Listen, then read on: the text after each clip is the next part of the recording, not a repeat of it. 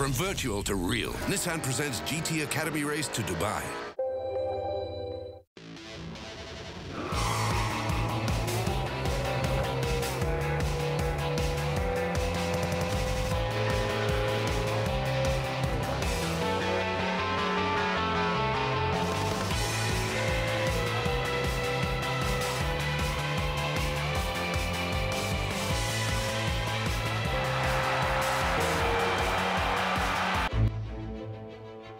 Over the next few months, a selection of Nissan's youngest racing drivers will be training for one of the world's toughest endurance races, the Dubai 24 Hours. We'll follow their highs and their lows as they attempt to make the grade in the world of professional motorsport. But unlike your average racing driver, there's one thing that makes these guys unique. They've all learnt their craft on a PlayStation.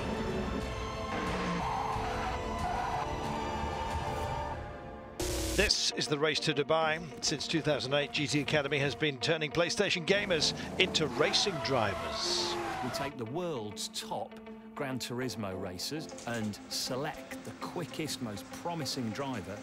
A few weeks later, you're a works driver of Nissan. Well, the program has already produced 3 professional racing drivers since it began 4 years ago.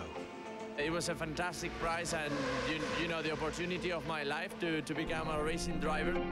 15 months ago, I never stepped into a race. I've never been to a racetrack before.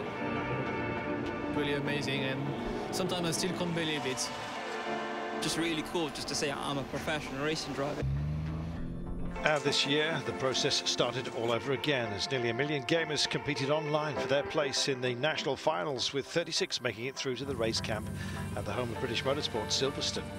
After a grueling week of mental and physical challenges, one gamer grabbed the life-changing opportunity and took his place on the podium and was crowned the 2012 European GT Academy winner. Wolf, right. Happiest moment of my life, he says, the best. I really think that this is one of the best winners of the GT Academy in the last 4 years. And for Wolfgang, his journey is just beginning. When I first arrived in Silverstone, it was very impressive because it's a very famous track. Grab your stuff. Go on. The race camp was really the most incredible experience in my life. We were pushed to the limit every day, every time. Lots of pressure. Everything you've got now for the last 5 seconds, guys. At the beginning, I never thought that I was going to win. You're the man. That's a real driver. It's only when I was in the 6th finalists that I was, maybe. And yeah, when they told my name, I just cried because so much emotions, incredible.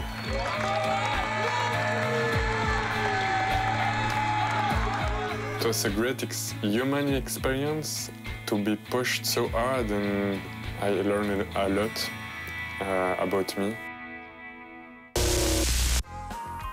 Since I won the GT Academy, all my life has changed, everything. We will be living far from our home for 3 months. Leaving my girlfriend was difficult. She was very happy for me, but a little bit unhappy. Ready to go. About the 24 hours of Dubai, I'm really looking forward. I'm really excited.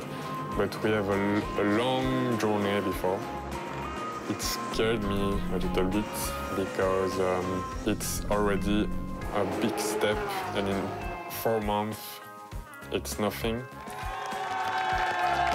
If I work hard like them before, I think I can reach them level. I want to be a professional racing driver because it has always been my dream.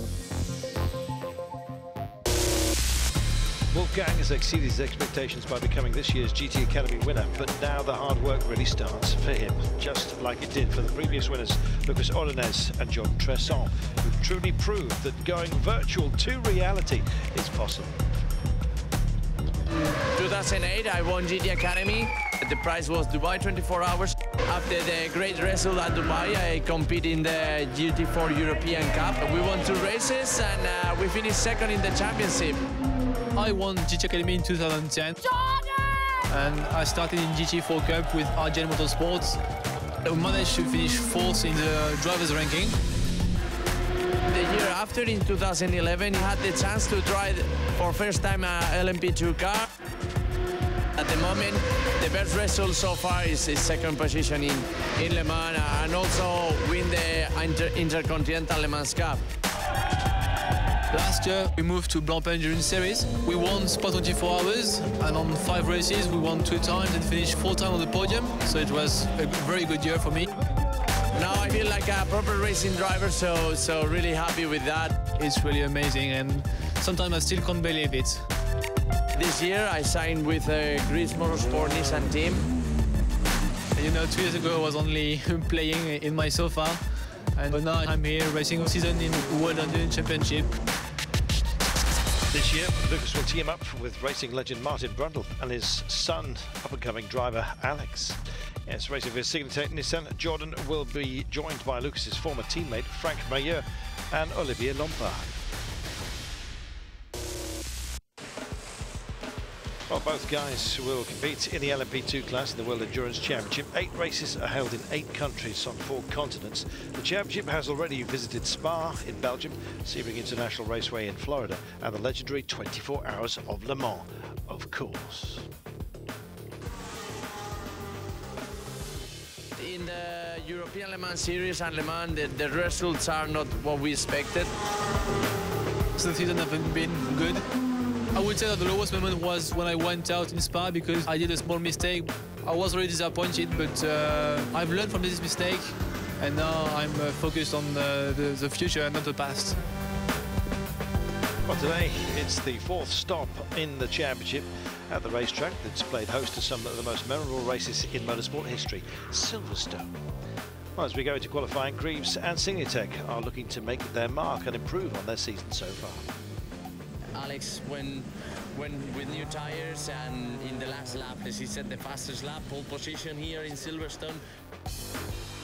Qualifying was okay for us. We finished 6th. It's not really the place we were aiming for. It's going to be tight. One slip in the 6 hours and you won't win it. Lucas and Jordan may have the 6 hours of Silverstone to concentrate on, but for Wolfgang, his motor racing career hasn't yet started. Today, Wolfgang has travelled to Didcot for a very important meeting with his new boss, Bob Neville of RGN Motorsports. He's at the headquarters. Yes, joining him is Russian GT Academy winner, Mark Shalitsky. Motorsport. The whole purpose of your visit really is to have a general look round, meet 1 or 2 of the mechanics, and really for me to give you an outline of what you're going to experience now that you've actually won the competition. It's incredible.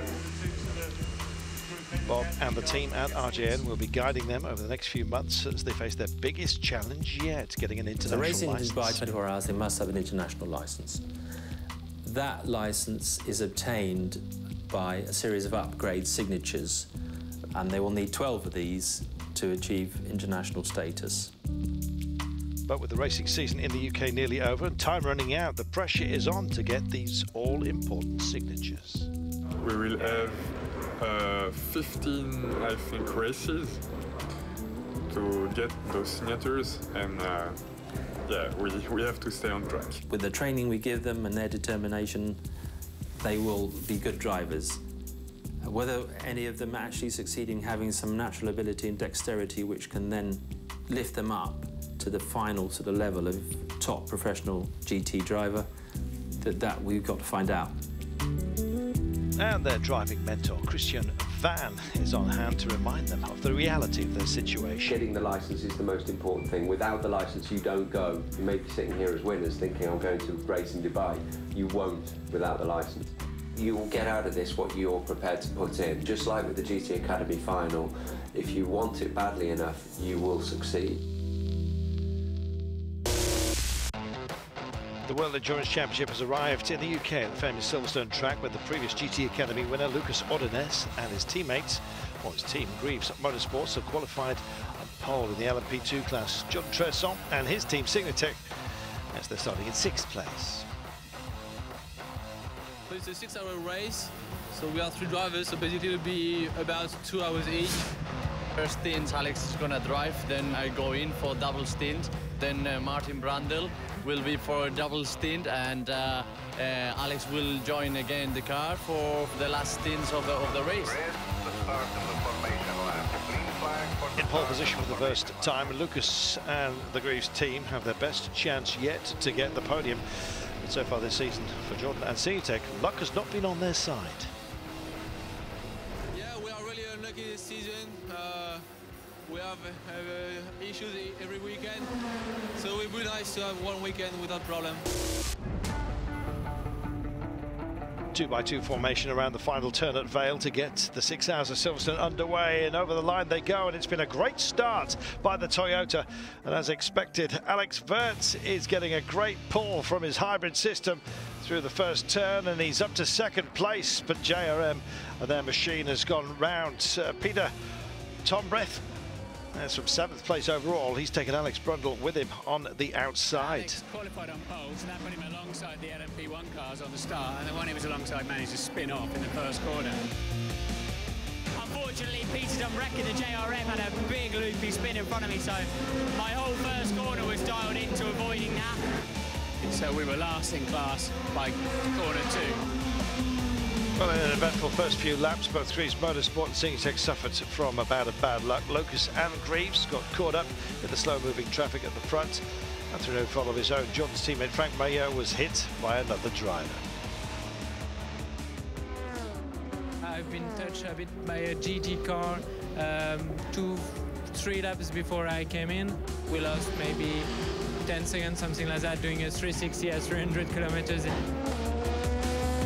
Well, despite a difficult race, Lucas and the Greaves team were still in with a shot at the podium, entering the final few laps. We are the fastest on track in LMP2, trying to recover. We are P5 right now, but there's still chances for the podium at least. We might just still get on the podium with a bit of luck, so it's one of those should-have-been days. For Jordan and the Signatech team, their bad luck continues. I was overtaking a car, and I had a puncture, so I don't know if it's because he hit me or not, and just lost the car and went into the wall. And unfortunately, this incident forced Signatech to retire before the end of the race, and although they battled hard for a podium spot, Greaves Motorsport finished just outside in 5th place. We were really close to finish 4th. It's a shame because today we showed we've got the pace to win in this championship. Coming up next on the Race to Dubai, Wolfgang's first fitness assessment proves tough. Well, it's a big weekend for Jan Mardenborough as he turns 21 and competes in the British GT Championship at Silverstone.